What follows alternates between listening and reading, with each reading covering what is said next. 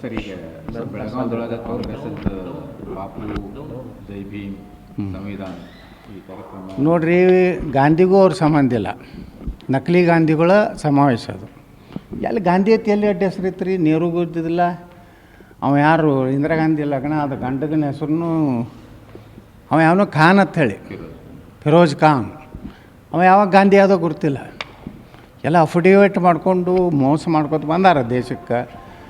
ಮತ್ತು ಅಂಬೇಡ್ಕರ್ ಅವರಂತೂ ಮೊದಲೇ ಹೇಳ್ಯಾರ. ಏನು ಹೇಳ್ಯಾರಂದ್ರೆ, ಕಾಂಗ್ರೆಸ್ ಅನ್ನುವಂಥದ್ದು ಒಂದು ಉರಿತಿರೋ ಬೆಂಕಿಯ ಮನೆ. ಯಾರು ದಲಿತರು ಯಾರೂ ಕಾಂಗ್ರೆಸ್ ಸೇರಬಾರ್ದು. ಕಾಂಗ್ರೆಸ್ನಿಂದ ದಲಿತರಿಗೆ ಎಂದೂ ಒಳ್ಳೆಯದಾಗೋದಿಲ್ಲ. ನನ್ನನ್ನು ರಾಜೀನಾಮೆ ಕೊಡುವಂಥ ಪರಿಸ್ಥಿತಿ ನಿರ್ಮಾಣ ಮಾಡಿದ್ರು. ನಾನು ಅನೇಕ ಬದಲಾವಣೆಗಳು ಸಂವಿಧಾನದಲ್ಲಿ ತರಬೇಕಂತೇಳಿ ಭಾಳ ನನ್ನ ಮನಸ್ಸಿನ ವಿರುದ್ಧ ಅನೇಕ ನಿರ್ಣಯ ತೊಗೊಂಡೆ. ಕಾಶ್ಮೀರದ 370 ಕೊಡೋದಕ್ಕೆ ಬಾಬಾ ಸಾಹೇಬರು ವಿರೋಧಿದ್ದರು. ಮತ್ತು ಮೈನಾರಿಟಿ ಏನು ಬೋರ್ಡು ನಿಗಮ ಮಾಡಲಿಕ್ಕೂ ಅಲ್ಪಸಂಖ್ಯಾತ ನಿಗಮಕ್ಕೂ ಅವರು ವಿರೋಧಿದ್ದರು. ಅಲ್ಲಿಂದ ಬಾಬಾ ಸಾಹೇಬರು ಎಲ್ಲೂ ಜಾತ್ಯತೀತ ಸೆಕ್ಯುಲರ್ ಅನ್ನುವಂಥ ಶಬ್ದ ಸೇರಿಸಿರಲಿಲ್ಲ ಸಂವಿಧಾನದಲ್ಲಿ. ಬಾಬಾ ಸಾಹೇಬ್ ಅಂಬೇಡ್ಕರ್ ಅವರು ಭಾರತ ರತ್ನ ಕೊಟ್ಟಿಲ್ಲ. ಇಂದಿರಾ ಗಾಂಧಿ ತೊಗೊಂಡ್ರು, ರಾಜೀವ್ ಗಾಂಧಿ ತೊಗೊಂಡ, ನೆಹರು ತೊಗೊಂಡ, ಎಲ್ಲ ತಾವೇ ತೊಗೊಂಡ್ರು. ತಾವೇ ಪ್ರಧಾನಮಂತ್ರಿಗಳು ತಾವೇ ಘೋಷಣೆ ಮಾಡಿಕೊಂಡ್ರು.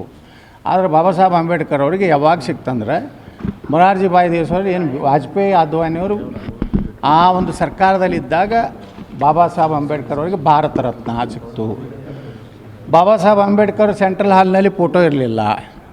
ಅದು ಸಹಿತ ನಮ್ಮ ಸರ್ಕಾರ ಬಂದಾಗನೇ ಕೇಂದ್ರದಾಗ ಮೊರಾರ್ಜಿ ಭಾಯ್ ದೇಸಾಯಿ ಸರ್ಕಾರ ಬಂದಾಗ ಬಾಬಾ ಸಾಹೇಬರು ಫೋಟೋ ಹಾಕಿದ್ರು. ಬಾಬಾ ಸಾಹೇಬರಿಗೆ ಅಂತ್ಯಕ್ರಿಯೆಗೆ ದಿಲ್ಲಿಯಲ್ಲಿ ಸ್ಥಳ ಕೊಡಲಿಲ್ಲ. ಯಾವ ರೀತಿ ಬಾಬಾ ಸಾಹೇಬರ ಪಾರ್ಥಿವ ಶರೀರ ಮುಂಬೈಗೆ ತರಲಿಕ್ಕೆ ವಿಮಾನಕ್ಕೆ ವ್ಯವಸ್ಥೆ ಮಾಡಲಿಲ್ಲ. ಸ್ವತಃ ಬಾಬಾ ಸಾಹೇಬ್ ಅಂಬೇಡ್ಕರ್ ಅವರ ಕಾರ್ ಮಾರಿ, ಅವ್ರ ಸ್ವಂತ ಕಾರ್ ಮಾರಿ 5,000 ರೂಪಾಯಿ ತೊಗೊಂಡು. ಅದೇ ರಮೇಶ್ ಕುಮಾರ್ ನಮ್ಮ ಎಕ್ಸ್ ಸ್ಪೀಕರ್ ವಿಧಾನಸಭೆಯಲ್ಲಿ ಅವ್ನ ರೆಕಾರ್ಡ್ ಹೇಳ್ಯಾರಲ್ಲ, ಅವರ ಅಂತ್ಯಕ್ರಿಯೆಗೆ ಸಹಿತ ಇವ್ರಿಗೆ ವ್ಯವಸ್ಥೆ ಮಾಡಲಿಲ್ಲ. ಒಂದು ಚೌಪಾಟಿಯಲ್ಲಿ ದಾದರ್ನ ಒಂದು ಮೂಲೆಯಲ್ಲಿ ಬಾಬಾ ಸಾಹೇಬರ ಅಂತ್ಯಕ್ರಿಯೆ ಆಯಿತು. ಇವತ್ತೇನಾದರೂ ಸಂವಿಧಾನಕ್ಕೆ ಬಾಬಾ ಸಾಹೇಬ್ರಿಗೆ ಗೌರವ ಕೊಟ್ಟಿದ್ದು ನರೇಂದ್ರ ಮೋದಿಯವರು.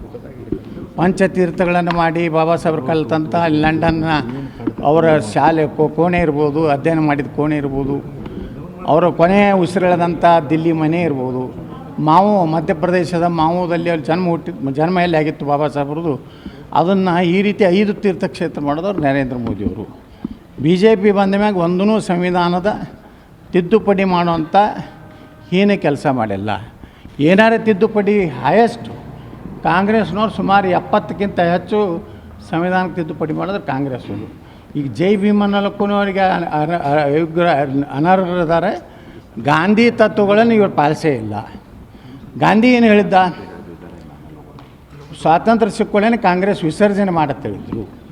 ಇಂಥ ನಾಟಕ ಕಂಪ್ನಿ ಇವರೆಲ್ಲ ಈಗ ಟೊಪ್ಪಿಗೆ ಹಾಕ್ಕೊಂಡು ಜೈ ರಾಮ್ ಅಂತ ಕೊಂಡಿರ್ತಾರಲ್ಲ, ನಾಚಿಕೆ ಅವ್ರಿಗೆ.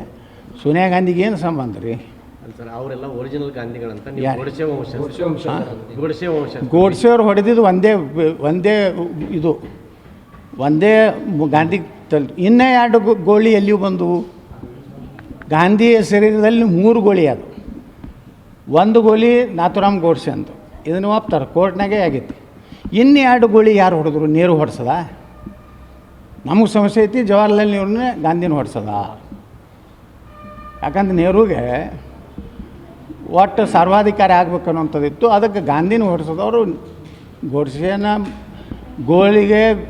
ಗುಂಡಿಗೆ ಪ್ರಾಣ ಹೋಗಿಲ್ಲ. ಇನ್ನು 2 ಗುಂಡುಗಳು ಯಾರು? ಇದು ಕೋರ್ಟ್ನಾಗ ಆಗಿದ್ದಿದ್ದು. ಬ್ರಿಟಿಷ್ ನ್ಯಾಯಾಧೀಶರ ಮುಂದೆ ಆದಂಥ ವಾದ ವಿವಾದದಲ್ಲಿ ಇನ್ನೂ 2 ಗುಂಡುಗಳು ಯಾರು? ಹಂಗಾದ್ರೆ ನೆಹರೂನ ಹೊಡ್ಸೋಣ. ಗಾಂಧಿನ ಹೊಡ್ಸೋದವ್ರು ನೆಹರು. ನಾಥುರಾಮ್ ಗೋಡ್ಸೆ ಒಂದೇ ಹೊಡೆದಕ್ಕೆ 2 ಬೇರೆ ಕಡೆ ಬಂದು